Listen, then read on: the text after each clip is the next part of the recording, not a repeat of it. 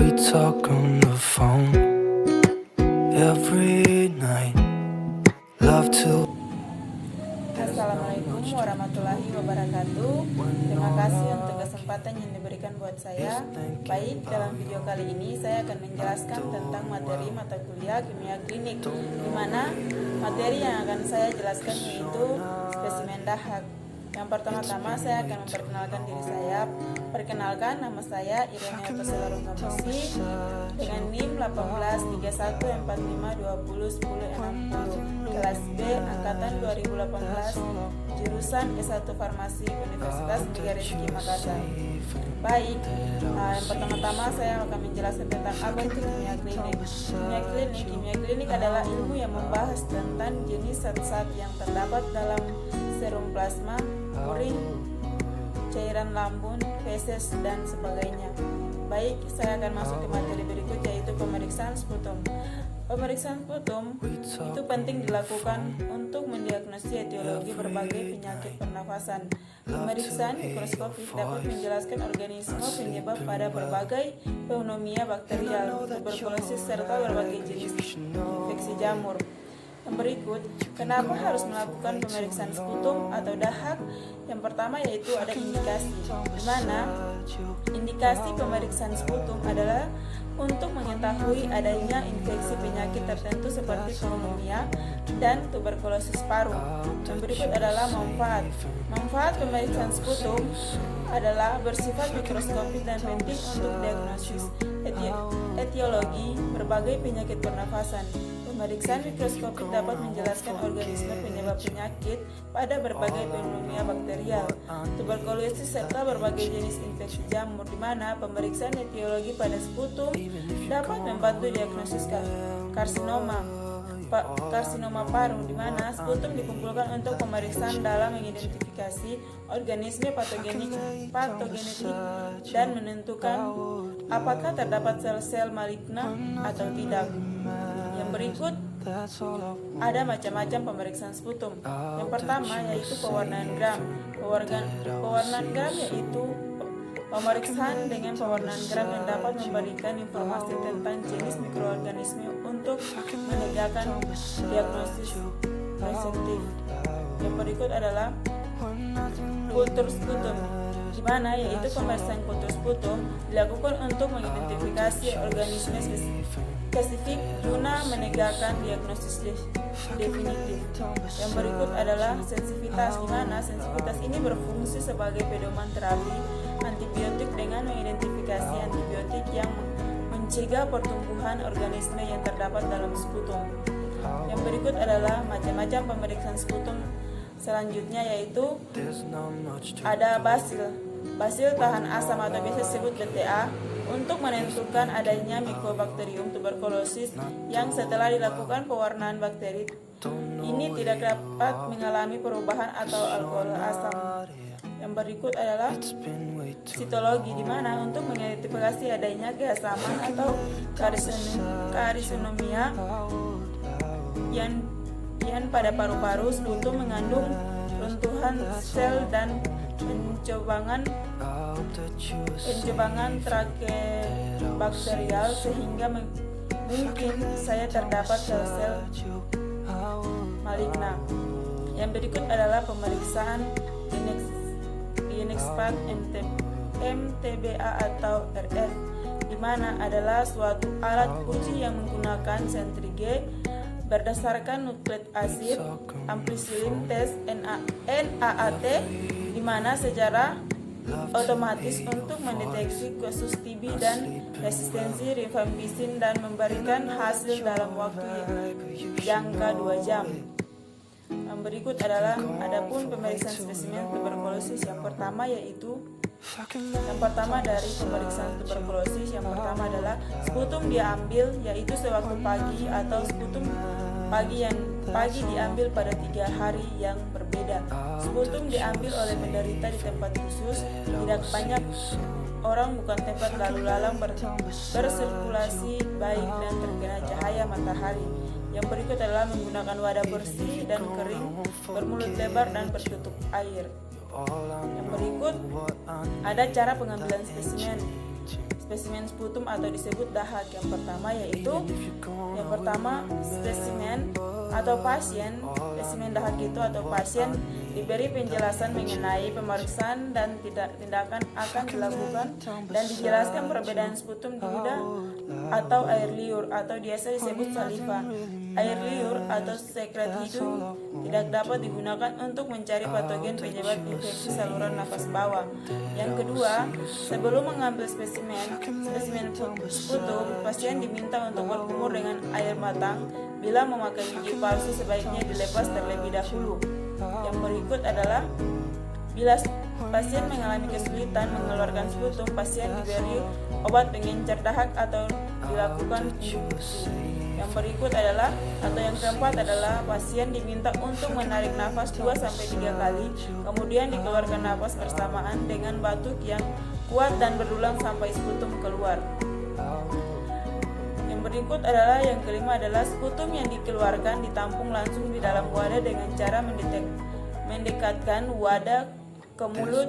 Volume sputum yang diperlukan adalah kurang lebih 1 mili untuk kulur bakteri dan 3-5 mili untuk pemeriksaan TB. Yang keenam yaitu sesudah mengeluarkan dahak, mulut dibersihkan dengan tisu dan tisu itu dibuang tempat sampah infeksius. Pasien dan petugas mencuci tangan dengan sabun yang mengandung antiseptik. 7 yaitu tutup wadah dengan erat dan segera kirim ke laboratorium. Yang berikut adalah kirim dalam waktu kurang lebih 2 jam pada suhu ruangan. Penundaan lebih dari 2 jam akan menyebabkan kematian bakteri fastidus seperti influenza pneumonia. Yang berikut adalah bila tidak dapat dikirim segera, sputum dapat disimpan kurang lebih 24 jam pada suhu 4 derajat Celcius. Adapun beberapa nilai normal dari dahak. Yang pertama, dahak orang dewasa normal membentuk 100 ml per hari. Jika produksi berlebihan, proses pembersihan mungkin tidak efektif lagi sehingga sputum akan tertimbun. Yang berikut adalah adapun metode yang digunakan. Metode yang digunakan itu cara pengumpulan data atau cara menghitung jumlah BTA pada spesimen dahak. Mula-mula dilakukan penginceran dahak menggunakan NaOH 4% dengan perbandingan 1:1, dihomogenkan menggunakan alat mixer turbo. Dipastikan spesimen benar-benar tercampur, dibiarkan selama 15 menit pada suhu kamar, kemudian ditambahkan fosfat buffer salin pH 6,8 sampai 7,0 sehingga 50 ml.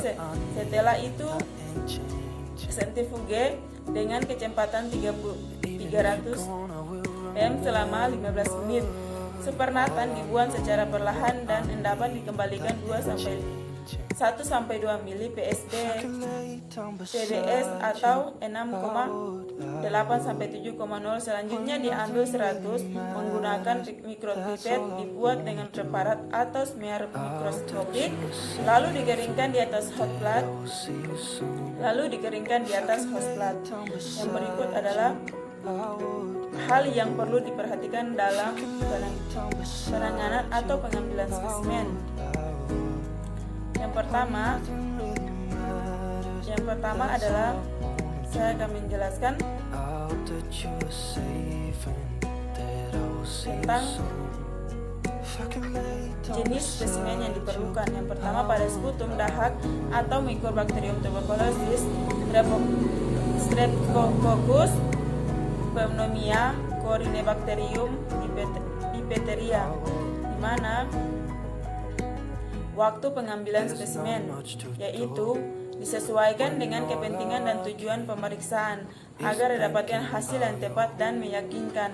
Kemudian butuhkan 3 spesimen sputum untuk menegakkan diagnosis TB secara mikroskopis. Spesimen sputum paling baik diambil pada pagi hari selama 3 hari berturut-turut atau pagi-pagi, tetapi untuk kenyamanan penderita mengumpulkan sputum dilakukan sewaktu pagi dan dalam jangka waktu 2 hari.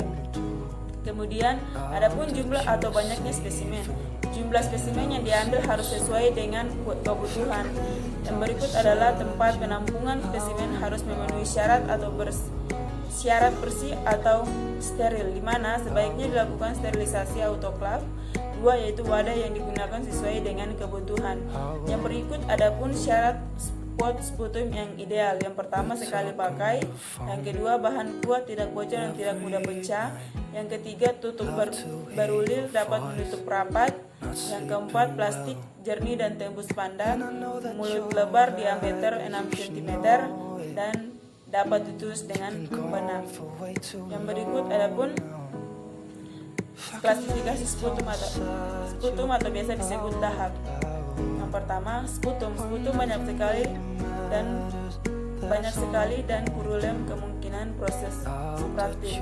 Yang kedua, sputum yang terbentuk perlahan dan terus meningkat kemungkinan tanda bronkitis. Yang berikut adalah sputum kekuning-kuningan kemungkinan proses infeksi.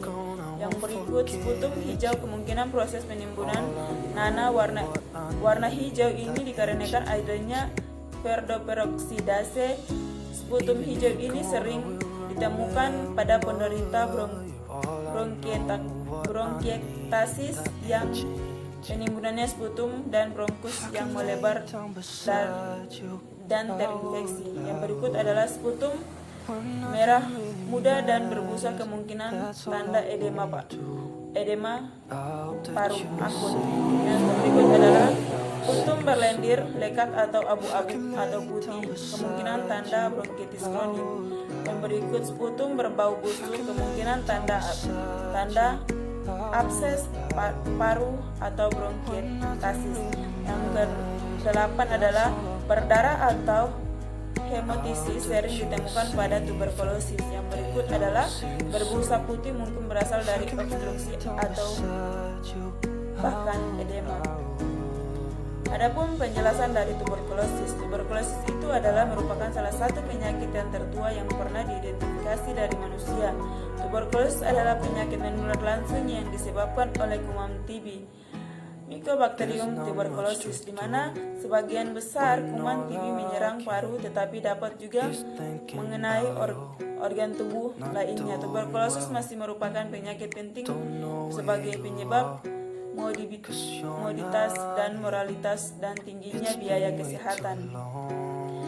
Adapun tuberkulosis itu atau biasa disebut TB paru merupakan penyakit infeksi yang disebabkan oleh Mycobacterium tuberculosis atau biasa disebut M. tuberculosis. Penyakit ini masih merupakan masalah besar di seluruh dunia, terutama negara-negara yang sedang berkembang termasuk Indonesia. Yang berikut, Mycobacterium tuberculosis terbentuk batang atau basil dan bersifat tahan asam bila diwarnai dengan pewarnaan bakteri tahan asam, misalnya pewarnaan Ziehlnestrem. Oleh sebab itu, Mycobacterium tuberculosis dikenal dengan istilah basil tahan asam atau disebut BTA. Mycobacterium tuberculosis memiliki sifat khas, diantaranya tahan terhadap asam, sehingga pencucian asam alkohol dan pewarnaan Ziehlnestrem tidak melenturkan satu warna yang pertama, yakni korban. Mycobacterium juga bersifat dorman dan aerob, mati dan pemanasan 100 derajat selama 5-10 menit atau dengan alkohol 70% sampai 95% selama 15 menit sampai 30 menit. Selama 15 menit sampai 30 detik. Yang berikut, adapun menurut WHO, sepertiga penduduk dunia telah tertular TB.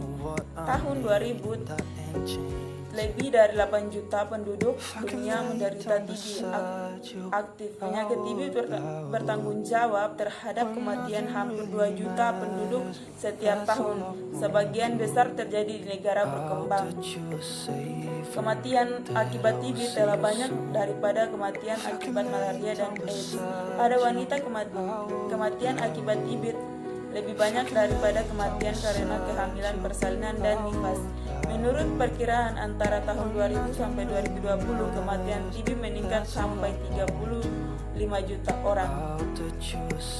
Setiap tahun didapatkan 2.000 250.000 kasus TB di Indonesia, dan kira-kira 100 kematian karena TB di tuberkulosis merupakan penyakit kematian nomor 1 di antara penyakit infeksi, menduduki tempat ketiga sebagai penyebab kematian, di mana pada semua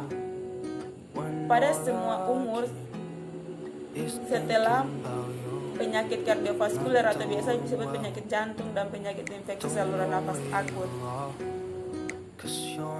Adapun gejala pada penyakit tuberkulosis, gejala penyakit TBC dapat dibagi menjadi gejala umum dan gejala khusus yang timbul sesuai dengan organ yang terlibat. Gambaran secara klinis tidak terlalu khas, terutama pada kasus baru, sehingga cukup sulit untuk menegakkan diagnosis secara klinis. Ada gejala umumnya yaitu batuk-batuk selama lebih dari 3 minggu atau dapat disertai dengan darah. Yang kedua yaitu demam tidak terlalu tinggi yang berlangsung lama, biasanya dirasakan malam hari disertai keringat malam. Kadang-kadang serangan demam seperti influenza dan bersifat hilang timbul. Yang berikut adalah penurunan nafsu makan dan berat badan. Yang berikut adalah perasaan tidak enak atau disebut malaise atau lemah. Yang berikut gejala khusus, yaitu di mana tergantung dari organ tubuh yang terkena. Bila terjadi sumbatan sebagian bronkus atau saluran yang menuju ke paru-paru akibat penekanan kelenjar getah bening yang membesar, akan menimbulkan suara menyi, suara nafas melemah yang disertai sesak. Kalau ada cairan di rongga pleura atau pembungkus paru-paru, dapat disertai dengan keluhan sakit dada. Pada pasien yang tidak menimbulkan gejala TBC dapat dideteksi kalau diketahui adanya kontak dengan pasien TB dewasa. Kira-kira 30-50% anak yang kontak dengan penderita TBC baru dewasa memberikan hasil untuk tuberkulin positif pada anak usia 3 bulan sampai 5 tahun. Yang tinggi serum dengan penderita TBC paru dewasa dengan BTA positif dilaporkan 30% terinfeksi berdasarkan pemeriksaan serologi atau darah. Yang berikut adapun faktor-faktor yang terjadi pada tuberkulosis. Yang pertama yaitu faktor umur, di mana karena insiden tertinggi penyakit tuberkulosis adalah pada usia dewasa muda di Indonesia. Diperkirakan 75% penderita tuberkulosis adalah pada kelompok usia produktif. Faktor yang kedua adalah jenis kelamin, di mana jenis kelamin yang lebih banyak menyerang laki-laki daripada wanita karena sebagian besar mempunyai kebiasaan merokok. Yang berikut adalah yang ketiga itu kebiasaan merokok, di mana kebiasaan merokok yang dapat menurunkan daya tahan tubuh sehingga mudah untuk terserangi penyakit, terutama pada laki-laki yang mempunyai kebiasaan merokok. Yang berikut adalah faktor lingkungan, di mana kepadatan hunian yang merupakan faktor lingkungan, terutama pada penderita tuberkulosis kuman M atau Mycobacterium tuberculosis, dan masuk pada rumah yang memiliki bangunan yang gelap dan tidak ada sinar matahari yang masuk. Yang berikut adapun mekanisme terjadinya penyakit tuberkulosis. Yang pertama yaitu paru merupakan port dientre. Lebih dari 98% kasus infeksi TB karena ukurannya masuk sangat kecil.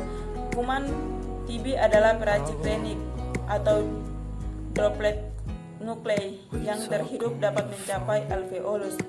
Yang berikut adalah dari fokus primer, kuman TB menyebar melalui saluran limfe menuju kelenjar limfe regional, yaitu kelenjar limfe yang mempunyai saluran limfe ke lokasi fokus primer. Penyebab ini menyebabkan terjadinya inflamasi di saluran limfe, dan kelenjar limfe atau limfadetis yang terkena. Yang berikut adalah masuknya kuman TB akan segera diatasi oleh mekanisme imunologis non-spesifik. Oleh karena Oleh karena itu, makrofag alveolus akan mengafogis kuman TB dan biasanya sanggup menghancurkan sebagian besar kuman TB. Yang berikut, akan tetapi pada sebagian kecil kasus, makrofag tidak mempunyai atau tidak menghancurkan kuman TB dan kuman atau bereplikasi dalam makrofag.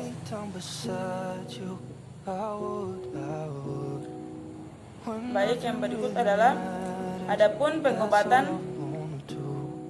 pengobatan pada tuberkulosis. Pengobatan pada tuberkulosis yaitu yang pertama, dahulu TB sekali disembuhkan oleh sebelum dikenal obat yang dimusnahkan Mycobacterium bacillus. Ini lambat sekali pertumbuhan dan sangat ulet. Yang berikut, terapi kuno hanya terbatas pada pergaulan gejala penyakit atau terapi simptomatis. Pengobatan dibantu pula dengan istirahat lengkap dan diet sehat. Yang berikut adalah terapi modern, di mana dilakukan dengan tuberkulosis dan pasien yang umumnya dirawat jalan sebagai penderita, malahan dapat bekerja sebagaimana bisa lazimnya setelah 4 sampai 6 minggu, tidak ada bahaya infeksi lagi, walaupun seringkali dalam tutupnya masih terdapat basil TBC. Adapun obat TB umumnya dibagi dalam obat primer dan sekunder. Yang pertama, obat primer. Obat primer atau biasa obat yang ada dalam obat primer yaitu INH, rifampicin, pyrazinamida, dan ethambutol. Obat ini paling efektif dan paling rendah toksisitasnya, tetapi menimbulkan resistensi dengan cepat bila digunakan sebagai obat tunggal. Yang berikut adalah obat sekunder, yaitu obat sekunder adalah streptomycin, clofamicin, fluoroquinolone, dan sikloserin, di mana obat ini memiliki kegiatan yang lebih lemah dan bersifat lebih toksis. Baik, itulah beberapa penjelasan tentang materi spesifik. Harap kurang dan lebihnya mohon dimaafkan. Assalamualaikum warahmatullahi wabarakatuh.